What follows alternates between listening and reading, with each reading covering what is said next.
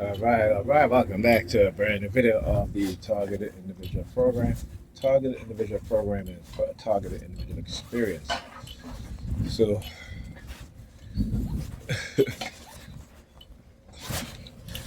as I was getting, I was doing laundry, and went to put the clothes in the dryer. Came back upstairs. Pam came up right after, and my daughter wanted to use the bathroom, but I was using it.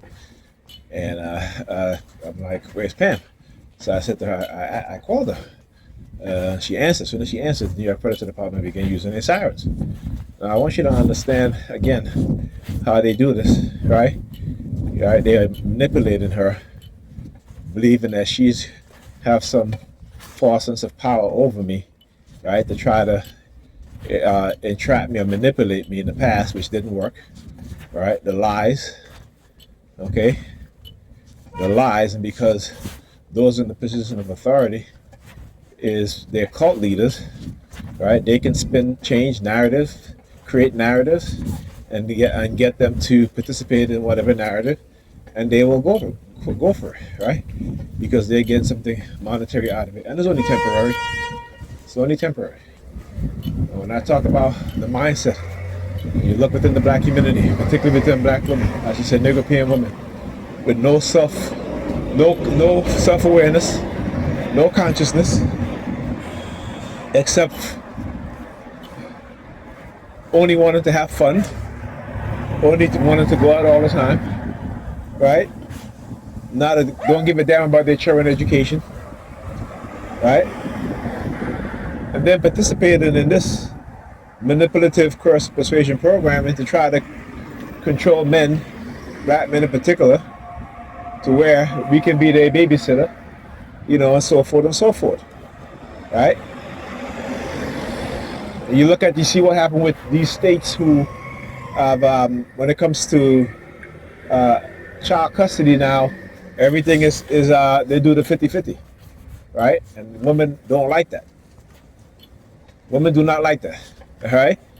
When the child is with the other parent spending money on that child, doing all of that, right? Right. So it depends on, I guess, their income level, but it's not going to be in those states where the mothers can get any amount that they want in child, not just to get any amount that they want, but can get a large amount of money in child support, and yet the father, when the father has a child, the father still has to, spend money on that child, And again, most fathers don't mind, right? But what black fathers have been asking for, fathers in general, is some level of fairness, right? Some level of fairness, because this system is geared towards against men, but in particular against black men. LXR 6324, New York Predator Department, of course. Synchronized, look, 114320, right? And when women can tell the father of their child, well, I'm gonna go get child support, and I can get any amount that I want, right?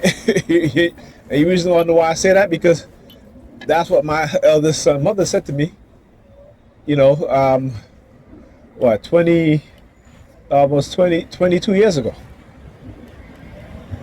That's what she said to me. She told me I was lucky because if she wanted to, she could have gotten more. Number 32. All right, 63329. Right? She literally said that to me. And like I said, I always wondered. I said, when she wasn't working, I was working. They would keep my paperwork. So let's say if we go in front of the child support judge at 10 a.m. in the morning, I will be in court all day. All right, I won't get my paperwork until she would get her paperwork immediately after. Right? And I would be going to work, leaving the court around 5 o'clock. I remember one time I left court around 6 o'clock. They had me there all day. So I had to go to work. When I had to be at my job, I think it was like from 12 o'clock, right? And had to call my manager and be like, listen, I'm here all day, man. You know, but this is what they were doing, right? So, like I said, my experience has taught me how these wicked people are in the infiltration of every aspect of society. You know, we're talking about corporate, we're talking about education, we're talking about like academia. We're talking about the health and human service. They're infiltrated everywhere. This is a huge cult, a religious cult, destructive cult. Right? They knew I had a job to go to. They didn't care.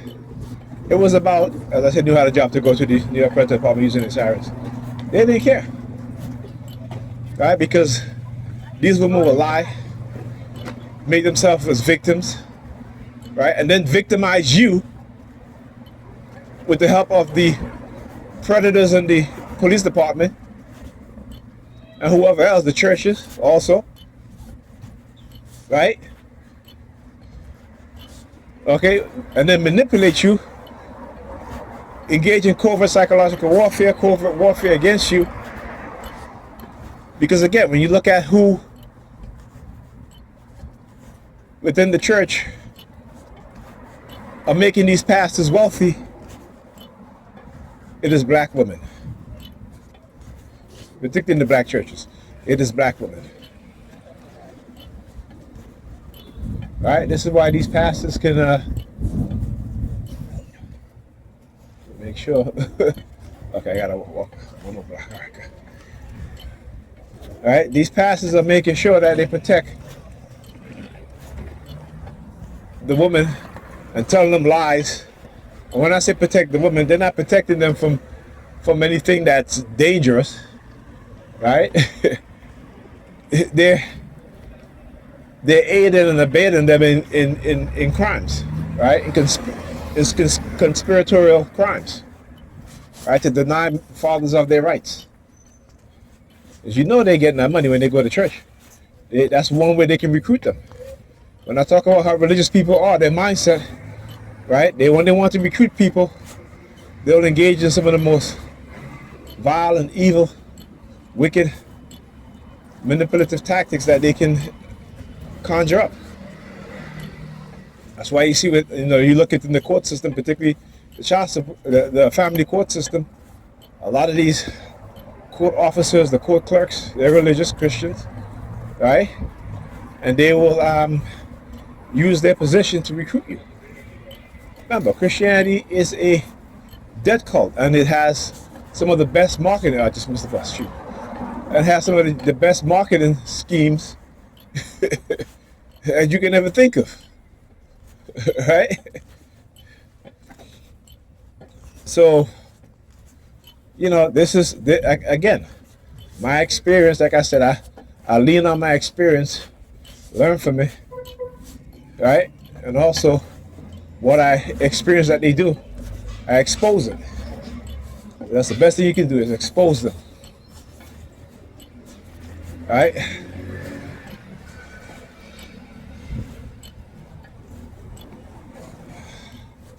So they're very slick, like I said. Very, very slick. But the one thing they didn't count on, the one thing they didn't count on, what? Is the ancestors that is within me. Right? They thought I was a sheep. But like I said, I ain't no sheep to nobody. Right? You gotta learn, observe, and expose their ass. Right? Learn, observe, and expose them. They're gonna use people. There's nothing you can do about that. But you gotta learn people's behavior traits. When you see there were certain things that they say and they do, learn to identify people's personality traits. All right. One of the books you can read is Wolf in Sheep Clothing by R.K. Simmons.